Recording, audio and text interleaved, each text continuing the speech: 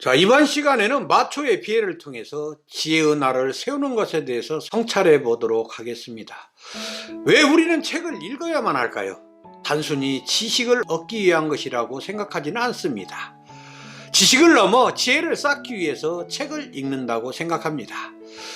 지혜를 쌓지 않으면 그만큼 불행의 삶을 살기 쉽기 때문입니다.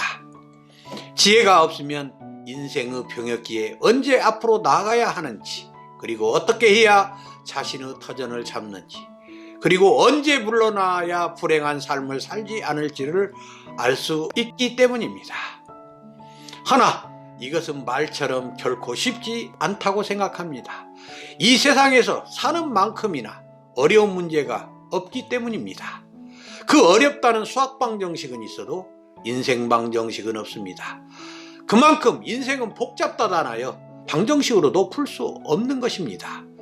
그래서 사람들이 지혜를 얻는 것을 쉽게 포기하지 않는가 싶습니다. 허나 지혜를 얻는 것을 포기하는 것은 스스로 불행을 자초할 수 있습니다. 공자는 강직한 사람이 지혜롭지 못하면 우직한 사람이 된다고 합니다. 강직함이란 마음이 꼿꼿하고 곧아서 부패한 세력이 회유하여도 흔들리지 않는 것을 의미하지만, 우직한 사람은 단순하여 생고집만 부린다는 것입니다.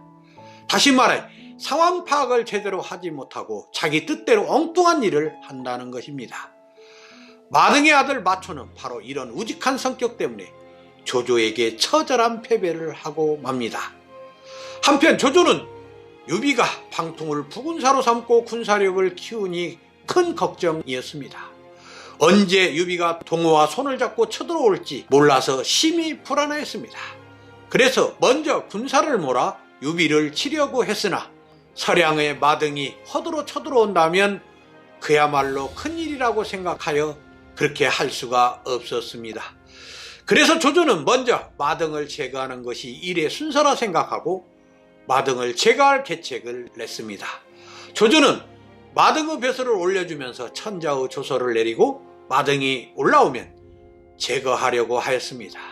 마등은 서량의 태수로 키가 크고 용맹한 몽골의 피가 섞인 기마민족으로서 마음이 여질고 착해 많은 사람들로부터 공경을 받고 있었습니다. 한편 마등은 조조의 서신을 받고 천자의 칙명을 거절할 수 없어 허도로 어쩔 수 없이 출발하였습니다. 허도로 출발하기 전에 아들 마초는 아버지 마등이 걱정되어 마등에게 절대 허도로 들어가지 말고 조조의 통정을 살피라고 하였습니다. 마등은 마초의 말대로 허도성에 들어가지 않고 조조의 동태를 예의주시하고 있었습니다. 그때 조조의 사신으로 온 황규라는 자는 성 안으로 들어와 천자를 아련하라는 조조의 말을 전하지 않고 조조를 제거할 것을 마등에게 제안하였습니다. 마등은 황규가 진심으로 말한다고 생각하고 그렇게 하기로 하였습니다. 그러나 황규가 그것을 비밀로 하지 않고 비밀을 누설하는 바람에 조조에게 결국 탄론하고 말았습니다. 조조는 곧바로 군사를 시켜 황규와 식소를 잡아들이게 한 다음 마등을 공격하였습니다. 마등은 죽기를 각오하고 싸웠으나 수적으로 월등한 조조 군사를 당해낼 수가 없었습니다. 마등은 죽은 앞에서도 기계 높은 무인답게 조조를 꾸짖으며 당당하게 죽었습니다. 한편 서량의 군사들과 대기하고 있던 마등의 아들 마대는 밤을 틈타 달아나 큰아들 마초에게 이 사실을 알렸습니다. 마초는 그 소식을 듣고 반드시 아버지의 원수를 갚으리라고 다짐했습니다. 그때 마침 유비로부터 역적 조조를 사로잡아 원수를 갚고 한시를 부응하자는 서신이 당도하였습니다. 이때 마등과 의형제를 맺은 서량 태수 한수가 마초를 불러 마초를 치라는 조조의 서신을 보여주며 함께 이를 합쳐 조조를 치자고 하였습니다. 마초는 마침내 한수와 손을 잡고 20만 대군을 이끌고 장안을 향하였습니다. 처음에 마초가 이끈 서량군은 승승장구하였습니다.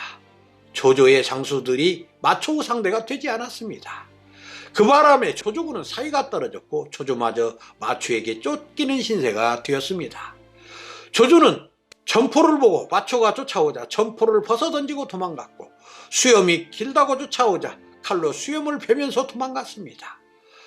종이 마초를 막아서는 바람에 조조는 간신히 도망칠 수 있었습니다. 다음 싸움에서도 조조군은 기마병으로 무장한 마초군을 이길 수 없었습니다. 그렇지만 조조군이 싸움에서 크게 패한 뒤 성문을 굳게 잠그고 움직이지 않으니 마초로서도 더 이상 어떻게 할 수 없어 조조와 화친을 맺기로 하였습니다. 조조는 순수한 마초의 뜻을 받아들였습니다. 그러자 가온은 조조에게 화평을 받아들인 뒤 한수와 마초를 이간시켜서 서로 다투도록 한 다음 마초를 사로잡는 계책을 내놓았습니다. 조조는 가오 계책에 따르기로 하며 한수에게 애친구로서 찾아주기를 간절히 바란다는 서신을 보냈습니다. 한수는 애정에 감동되어 혼자서 조용히 조조를 방문하였습니다. 조조는 자기 스스로 진 밖까지 나와 매우 친절하게 한수를 대했습니다. 한수는 가벼운 기분으로 돌아갔으나 마초는 이 사실을 알고 매우 불쾌하였습니다. 그래서 마초는 한수를 찾아가 따졌습니다. 허나 한수는 조조와는 애정에 함께 지냈던 일을 잠시 얘기하였다고 하였습니다. 마초는 의아한 눈으로 한수를 바라보기 시작했습니다. 조조는 그날 밤 가오를 불러 또다시 대책을 논했습니다. 가오는 다시 한번 진서를 한수에게 보내라고 하였습니다. 마초는 용맹은 하지만 지략이 없으니 편지를 보냈다는 것이 마초에게 들어가면 마초는 반드시 의심할 것이라고 하였습니다. 그 후 마초는 신복부하를 몰래 한수 진영으로 보내어 그 출입을 엿보게 하였습니다. 마침내 조조의 편지가 한수에게 전달되었다는 소식이 전해지자 마초는 한수를 찾아가 따졌습니다. 결국 한수는 마초가 결판을 내려고 하자 조조에게 항복하고 말았습니다. 조조는 손뼉을 치며 기뻐했고 마초를 칠 계획을 한수에게 주문하였습니다. 마초를 초대하여 마초를 생포하라는 것이었습니다. 한수가 장수들과 함께 축배를 들면서 세밀한 계획을 짜고 있을 때 마초가 소리를 지르며 뛰어들어왔습니다. 마초가 뛰어들어오자마자 칼을 휘두르는 바람에 한수는 팔을 잃고 말았습니다. 마초가 한수를 쫓아가니 한수의 대장들이 마초에게 덤벼들었고 마초의 장수 방덕과 마대들이 한수의 부하들을 닥치는 대로 죽였습니다. 이때 조조군의 기마대가 들이닥치는 바람에 마초는 너무도 놀라 진 밖으로 뛰쳐나갔으나 방덕과 마대도 없었습니다. 마초는 하는 수 없이 도망갈 길을 찾았습니다. 마초가 도망간다는 소식을 듣고 조조는 군사들에게 큰 상금을 걸고 마초를 잡아오도록 하였습니다. 그만큼 조조가 마초를 두려워했다는 징조였습니다. 조조의 추격을 받은 마초는 방덕과 마대를 거느리고 농서의 임조 땅으로 달아났습니다. 이렇게 세상은 점점 조조의 천하로 옮겨가고 있었습니다. 마초는 무장밖에 강인하고 강직했습니다. 그렇지만 지나치게 강하면 부러지는 법입니다. 마초는 조조의 농간에 빠져 앞뒤 사정을 살피지도 않고 한수를 의심하여 결국 한수를 벼랑 끝으로 몰아붙였습니다.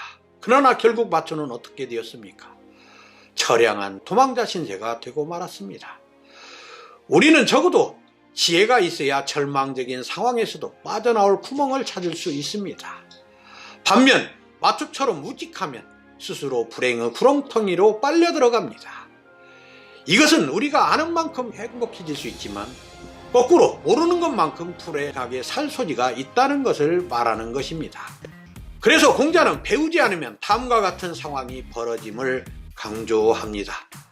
사랑하기를 좋아하면서 배우기를 싫어하면 우매해지고 영리하지만 배우기를 싫어하면 탕탕해지고 신의를 좋아하면서 배우기를 싫어하면 남을 해치게 되고 정직하면서 배우기를 싫어하면 각박해지고 용기를 좋아하면서 배우기를 싫어하면 난폭해지고 강직하기를 좋아하면서 배우기를 싫어하면 경거망동하기 쉽다고 했습니다.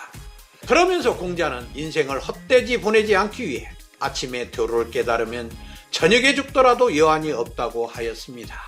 탈무드에서도 눈으로 볼 수 없는 것보다 마음으로 볼 수 없는 것이 더 두려운 것이라고 하였습니다. 자, 여러분은 지혜를 쌓기 위해 얼마나 노력하고 있습니까?